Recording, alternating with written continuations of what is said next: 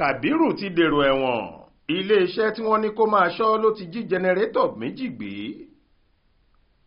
Iwájú onídàájọ́ Aliyu Kagako tilé-ẹjọ́ Grade 1 Area Court tó wà ní Lugbe ní Abuja ni wọ́n fojú ọ̀gbẹ́ni Kabiru Yunusa ẹni ọdún 22 kan tí wọ́n fẹ̀sùn ìwà olè kàn bá.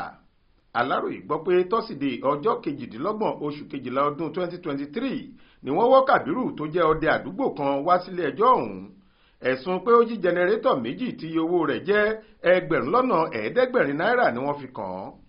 Ọlọ́pàá olùpẹ̀jọ́ ọ̀gbẹ́ni Stanley Nwaforaku tó fojú olùjẹ́jọ́ ìbálẹ̀-ẹjọ́ lọ́sẹ̀ yìí sọ fún adájọ́ ilé-ẹjọ́ ọ̀hún pé ọ̀gá tó gba Kabiru sẹ́nu iṣẹ́ ọdẹ náà ló mú un lẹ́yìn tó jí ẹrù rẹ̀ gbé sá lọ.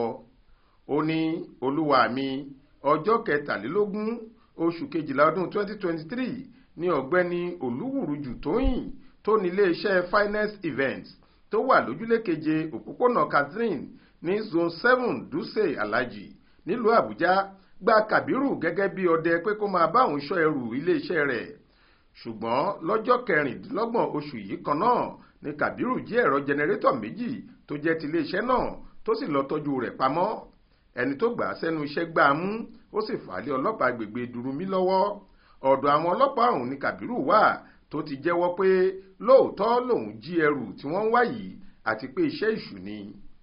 Ọlọ́pàá olùpẹ̀jọ́ fi kún ọ̀rọ̀ rẹ̀ pé gbogbo ìwà láabi tí olùjẹ́jọ́ hù láàrin ìlú náà kì í ṣohun tó dáa rárá.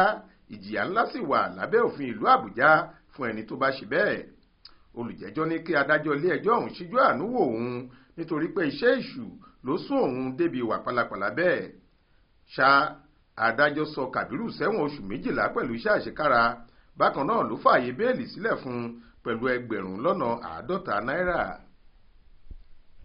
Adéwálé Adéoyè ló ṣàkójọ ìròyìn yìí fún iléeṣẹ́ tẹlifíṣàn Aláròyé online. Faith Adébọ́lá ló kà á sétí ìgbọ́ yín.